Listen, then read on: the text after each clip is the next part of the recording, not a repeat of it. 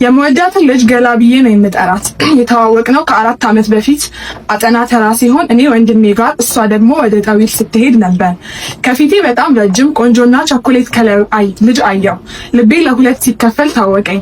እንደምንም ላወራት ይገባል፣ እድልህ አሁን ነው እያልኩ ለራሴ ታክሲ ውስጥ ስገባ ጠፋችብኝ። የታክሲውን ሰው አገላብጬ ነበር የቆጠርኩት፣ ግን የለችም። በጣም የተናደድኩ ስለነበር የታክሲ ረዳቱን ሁላ ደጋግሞ ሂሳብ ሲለኝ ሳልሰማው ጠዊል ደረስን። ከዛ ልጅቷ ገቢና ከፍታ ስትወርድ አየኋት። እንዴት ልቤ በደስታ ጮቤ እንደረገጠ። ለታክሲው በድንጋጤ 50 ብር አውጥቼ ሰጣሁትና መልሱን ሁላ ሳልቀበል ወደ እሷ ሮጥኩኝ። ይቅርታ አንዴ አልኳት። አልሰማችኝም ነበር። እናት ስላት ዞር አለች። እኔ ነው ስትለኝ አዎ አልኳት። አቤት አለችኝ። እንደምል ግራ ገባኝ እና የድንጋጤ ስልክሽን ስጪኝ አልኳት። ጥላይ መሄድ ጀመረች። ተከተልኳት እና መባክሽ ካጠና ተራ ጀምሮ የተከተልኩሽ ነው፣ ስልክሽን ብቻ ስጪኝ፣ ከዛ ከፈለግሽ ብሎክ ታደርጊኛለሽ አልኳት። ዝም ብላ መንገዷን ቀጠለች። እኔም ወደ እሷ እየሄድኩኝ አልፋታም አልኩኝ።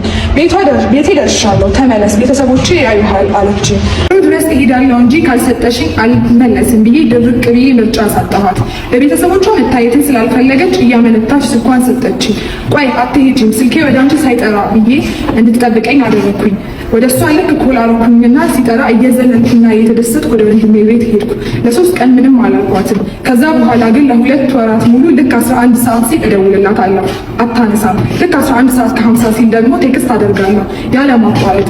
ሁሌም ባይገርምሽ አላርም ሁላ ሞልቻለሁ፣ እሷም አወራበት ሰዓት እንዳያመልጠኝ። ከነዛ 2 ወራት በኋላ ቴክስቷን ለመጀመሪያ ጊዜ መለሰች። የት ሆነሽ ነው ለሚለው መልስ ጥያቄ አጠና ተራ ብላ።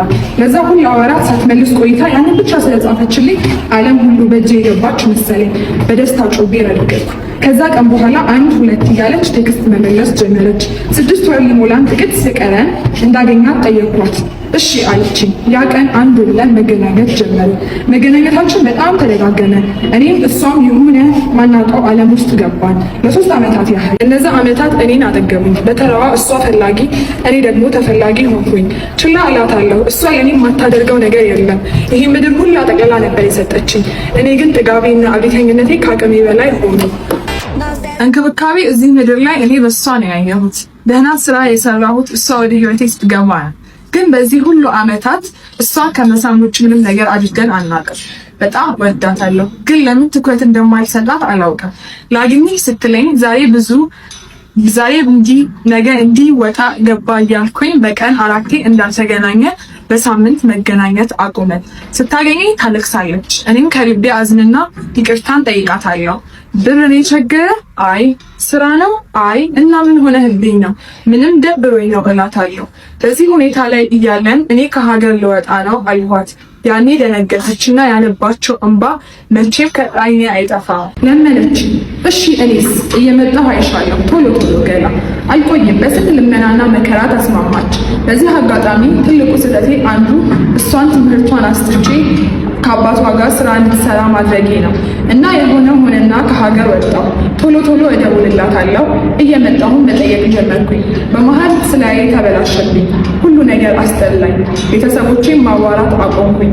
ባለሁበት ሀገር ለ4 ወራት ተኝቼ አሳለፍኩኝ። ትጽፋለች፣ ትደውላለች፣ መልስ የለም። የደም እንባ እያለቀሰች ታወራኛለች፣ መልስ የለም። በዛ መሃል እድሜ ልኬን የማልወጣው ሀዘን ገጠመኝ። አባቴን አጣሁ። እሷ በጣም ነበር የምትወዳቸው። አባቴን እንዳጣሁ 8 ወር ሆነን ከተራራቀን። ከዛ በላይ የአባቴ ሞት አሽመድምዶ ጣለኝ። ተመልሼ መጣሁ። እዚሁ ሀገር ቆየሁኝና ጻፍኩላት። አንተ ብቻ ደህና ከሆንክ ይበቃል አለችኝ። የአባቴን መሞት ስነግራት ጥልቅ ሀዘን ውስጥ ገባች። ላገኛት እንደምፈልግና ከዚህ ሀዘን ልታወጣኝ የምትችለው እሷ ብቻ መሆኗን ስነግራት ከጎንህ ነኝ አለችኝ። ከዛ ወደ በፊቱ ወሬ ስመጣ አቁም ትለኛለች። ገላ ስላት በዚህ ስም እንዳትጠራኝ አለችኝ። ይቅርታ ጠየቅኳት፣ ለመንኳት። አንተና እኔ በዚህ ህይወት ላይ ያለን ነገር አብቅቷል አለችኝ። ምገባባት አጣሁ። ብዙ ጣር ወጣሁ ወረድኩ። በቃ አትልፋ ላገባ ነው አለችኝ። ይኸው ለዘላለሙ የተቆለፈበት ቁልፍ ሰጥታኝ ሄደች። ገፊ አትሁኑ። አንዳንዴ ማርፈድም መቸኮልም ዋጋ ያስከፍላል። ያላችሁን ነገር በመቸኮልም በማርፈድም እንዳታጡት የተቻላችሁን አድርጉ። እኔና እናንተ ከዚህ በኋላ የወርቅ ምንጣፍ ብታነጥፍልኝ እንኳን አብረን አንሆንም በሚል ታሪኬን ዘርጋው ተሻለ አለ። ሙሉ ለሙሉ ለገንዘቡ ብዬ ነበር ያገባሁት ትላለች። ትንሽ ከሌሎች ይለኛል መሰለኝ። በጊዜው እድሜ 28 ነበር። ከሀገሬ ለትምህርት ከወጣሁ ድፍን 10 አመት ሆነኝ። እናትና አባቴ በመኪና አደጋ እንደሞቱ ከሰማሁ በኋላ ሀዘን አሽመድምዶ ጣለኝ። ህይወት አስጠላኝ። ለቀብራቸውና ለቅሶ ለመቀመጥ ስላልቻልኩ ከሁሉም የሚያመው ደግሞ ብቸኛ ልጃቸው ነበርኩ። እናቴ ሁል ጊዜ አግብተሽ በልጅ ልጅ ታስደስችኛለሽ እያለሽ ከሞተች ይኸው 6 አመት አለፋት። አባቴም ከኔ ብዙ ይጠብቅ ነበር እና አንዱንም ሳያይ ስለሞተ ሀዘኔ አሁንም ድረስ ብርቱ ነው። ትምህርቴን ያኔ አቋረጥኩ። የሀገሪቱ ዜግነት ቢኖረኝም ሁሌ አዲስ ነኝ። ተሰጥኦዬን ተከትዬ ስዕል ጀመርኩ። በተለያዩ ግድግዳዎች፣ መስኮቶችና ሸራዎች ላይ እስላለሁ። ግን የሚከፈለኝ ገንዘብ በጣም ትንሽ ነው። ከእጅ ወደ አፍ በዩ ሂባ በጣም ነበር የከበደኝ። በተለይ ደግሞ የሰው ሀገር ነኝ። የቤት ኪራዩ እንዳለ ሆኖ አንዳንድ ትንሽ ዶላር ሴቭ ለማድረግ ስል ሁላ የቀን ምግቤን ዘልዬ አድር ነበር። አዲስ ልብስ ከገዛው አመታት አለፉ። አንድ ሰው ስለኔ አይጠይቅም። እናትና አባቴ የሉም። ወንድምና እህት የለኝም። ዘመድ ቢባል አላውቅም። እንደኔ ብቸኛ አውላላ በረሃ ላይ የወደቀ የለምና ህመሜም ማንም ይረዳዋል ብዬ አላስብም። አንድ ቀን በአንድ ካፌ መስኮት ላይ ስዕል ታዝዤ እየሳልኩ እድሜው ወደ 60ዎቹ የሚጠጋ ትልቅ ሰው ቆሞ ስዕሌን ያያል። ማለት ብዙ ሰው አይቶኝ ይሄዳል። ይሄ ሰው ግን በጣም ተጠግቶኝና ለረጅም ሰዓታት እያየኝ ስለነበር ዙሬ አስተዋልኩት። ጥቁር ካፖርት፣ ጥቁር ሱሪና ኮፍያ አድርጓል። ከአይኖቹ ሰማያዊ ሆነው ጸጉሩ ብሎንዲ የሚባለውን ከለር ነው። አይ ዶንት ኖ ዋት ቱ ሴይ ናም ሃይ ግን ሶ ጀንትልማን። ዞሬ አየሁት። በሞቀ ፈገግታ አይቶኝ ወደ ካፌው ገባ። ስራዬን ቀጠልኩ። ቀጣይ ቀን ስራዬን እየሰራሁ በድጋሚ መጣ። አይቶኝ ገባ። ተመልሶ ሲወጣ ሻይ አመጣና ሰጠኝ። ትኩስ ነው ውሰጂ፣ አየሩ ይቀዘቅዛልና ያሞቅሻል አለኝ። አመሰግናለሁ አልኩት። የመጀመሪያ ቀን በሰጠኝ ፈገግታ ፈገግ ብሎ ሄደ። እያለ የተደጋገመ ሻይና ጣፋጭ ዳቦ ያመጣልኝ ጀመር። ማን ነው? ግራ ገብቶኛል። ብዙ አይደለም ከእንኪ እና አመሰግናለሁ ያለፈ አውርቶኝ አያውቅም። ግን ያ ፈገግታው መቼም አይጠፋም። በዛ ላይ እኔ እሱን መናፈቅ ጀመርኩ። ቶሎ እስኪመጣ መጠበቅ። በዛ ላይ ቶሎ የካፌውን ስዕል ጨርሼ ከሄድኩ ማጣው ይመስለኝና ማዘግየት ያስኩኝ። እሱም ሰዓቱን ጠብቆ ይመጣል። ትንሽ ቆይቶ ይሄዳል። አንድ ቀን እጁን ዘርግቶ ስም ጠቅሳለች እዚህ ጋር ነገረኝ። እገሌ ብሎ ነገረኝ። እኔም ነገርኩት እና ጨበጥኩት። እጁ በጣም ይሞቅ ነበር። አይኔን እያየ ልረዳሽ ፈልጋለሁ አለኝ። በምን ጉዳይ አልኩት። በሁሉ ነገር አንቺ ፈቃደኛ ከሆንሽ ምንም አታስቢ፣ ሁሉ ነገር ይስተካከላል አለኝ። ምለውን አላውቅም ነበርና ፈገግ ብዬ በእሺታ ራሴን ነቀነኩ። ከዛ ሄደ። ይሄ ሰው ማን ነው? This was my biggest question. Why he cares for me but no one else? Why? ከዛ በኋላ ለ3 ቀናት ጠበቅኩት። አልመጣም። ግራ ገባኝ። ያኔ ያስቀየምኩት እንዴ ብዬ ውስጤ መረበሽ ጀመረ። ከዛ በቀጣይ ቀን መጣ። ያንን ጣፋጭ ዳቦና ሻይ ይዞ። ግን ከሌላው ቀን በተለየ አብሮት ትንሽዬ ደብዳቤ ነበረች። ሰጠኝ። አንብቢው ብሎ እንደ ድሮ ፈገግ ሳይል ሄደ። ወዲያው ለማንበብ አልቸኮልኩም። ግን አበስ ኪዩሪየስ። ቤት ስገባ አልጌ ላይ ቁጭ ብዬ ከፈትኩት። በጣም በተጠናቀቀ እጅ ጽሁፍ እንደተጻፈ ያስታውቃል። ኤግዛክትሊ ምን እንደሚል ባላስታውስም ግን ሊረዳኝ እንደሚፈልግ እንደሚያስብልኝ፣ ቤተሰብም ሆነ የማውቀው የኔ የምለው ሰው እንደሌለ እንደሚያውቅ፣ እሱም እንደዛው እንደሆነ እና አብሮኝ መኖር ያውም ሊያገባኝ የሚፈልግ መሆኑን ይናገራል። በጣም ነበር የደነገጥኩት። I try to understand what's going on. ቀጣይ ቀን ስራዬን ትቼ ቤቴን ጾም ስለሱ እያሰብኩ አደርኩ። በጣም ግራ ገባኝ። ወዝስ ጋር የሚለው የበለጠ እየጠነከረ መጣ። ከዛ ቀን ቀጣይ ቀን ሄድኩ። እየጠበቀኝ ነበር።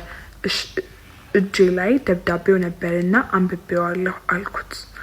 አይኔን እያየ እሺ ታዲያስ ሲለኝ አገባሃለሁ ብዬው ስለዞረብኝ አጠገቤ ካለው ወንበር ተቀመጥኩ።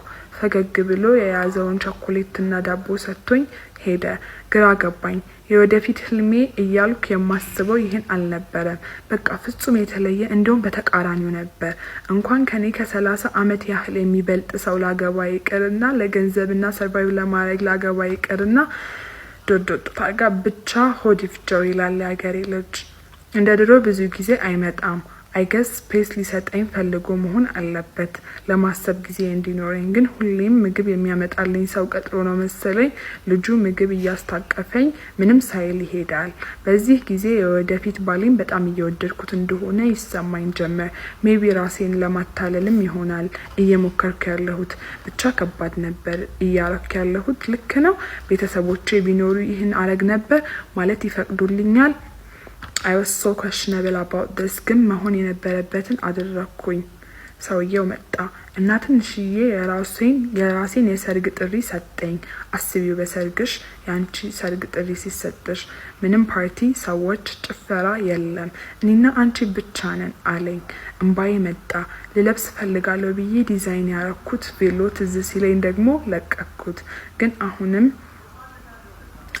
ከፈለክሽ እና ሀሳብሽን ካልቀየርሽ ነው አለኝ። እመጣለሁ አልኩት። የዛን ቀን የሰርጌ ዕለት ምንም አንዲት ሙሽራ ልትደሰት የምትችለውን 100ኛውን ሁላ አልተደሰትኩም። በማልቀስ ነበር ቀን የተጀመረው። ያለኝን የድሮ ነጭ ቀሚስ አጥቤ ተኮስኩት። ከዛም ነጭ የጸጉር ሪባን አደረኩኝ። በቃ በተቻለኝ መጠን ለመዘነጥ ሞከርኩኝ። ወደ ሰርግ አዳራሽ ስገባ ባለቤቴ አበባ ይዞ ተቀበለኝ። የሚያጨበጭብ ሚጮህ ምንም ነገር የለም። በቃ እኔና እሱ፣ ሌሎች አይቻቸው ማላቃቸው የእሱን እድሜ የሚያክሉ 5 ሰዎች። ዛሬ አምሮብሻል አለኝ በሹክሹክታ። አንተ ምንም አትልም አልኩት እሱ በመገረኝ መንገድ። ጥቁር በጥቁር ሱፉን ቃኝቼ ተፈራረምን። ወደ ቤት ልንሄድም ተነሳን። የሱ ቤት ኦብቪየስሊ አዲስ ህይወት ልጀምር ነው እና ከበደኝ። ብቻ አላንዛዛውና ትረዱኛላችሁ። it was hard for me። ራሴን በጣም ልከፍት ወሰንኩኝ። ቀስ በቀስ ግን ቤቴ እየመሰለኝ እና እየተረጋጋሁ መምጣት ጀመርኩኝ። ስራ ሄዶ ይመጣል ባልልም ግን አልፎ አልፎ ነው የሚወጣው። ሲወጣ በጣም ይናፍቀኛል። እኔ ወደ ማርኬት ሲሄድ እንኳን የሰውን አስተያየት እየፈራሁ ከቤቴ አልወጣም። ህይወት እንዲህ ናት። እሷ በምትፈልገው እንጂ አንቺ በምታስቢውና በምታለሚው አትጓዝም። አሁን ላይ ከባለቤቴ ጋር ደስተኛ ለመሆን እየሞከርን ነው። ሁሉን ነገር ስቀሽ ካላሳለፍሽው በኋላ የሰው መሳቂያና ቡና መጠጫ ትሆኛለሽ። ሂባዬ ይህን ይመስላል ታሪኬ። አመሰግናለሁ በጣም ትላለች። ኦኬ አንቺ ደስተኛ ከሆንሽ it's okay. yeah don't worry for others literally like ሌሎች አሁን ለምሳሌ አንቺን ስለገንዘብ ብላናስ አገባችሁ ምናምን ነገር ብለው ስለሚያስቡ ማርኬት ለመሄድ አለብሽ ምናምን ነገር ብያላስብም። if you are happy with that አንቺና እሱ ብቻ ተዋወቃላችሁ። just try to be happy. ደስ ይላል ታሪክሽ ግን I'm trying to understand you። አሁን ግን obviously እየወደድሽው ከመጣሽ ለገንዘብ ብለሽ እንዳላገባሽው ማሰብ መጀመር አለብሽ I guess። ምክንያቱም ለገንዘብ ተብሎ እኮ መጋባት ጥቅም ነው የሚሆነው አይደለ? ምን ታስባላችሁ? እና ኮፒ ሊንክ ምናምን ነገር ማድረግ እንዳትረሱ ሰዎች። ሁሉም ጋር እንዲደርስ ይሄ ታሪክ ባይ